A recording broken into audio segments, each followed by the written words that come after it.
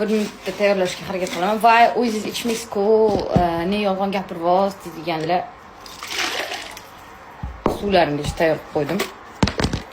Buni kechirib qo'yish kerak. Bundan yarim soat qolganda Adajon kelishiga ovqat pishiraman. Xuddi o'shani qilib tayyorlayman hozir.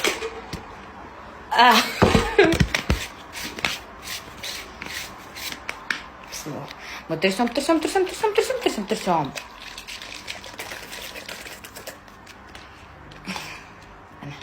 Bir xilga bilmasam kelinlar qanaqa, masalan men qaynoqanda bilan yashayman.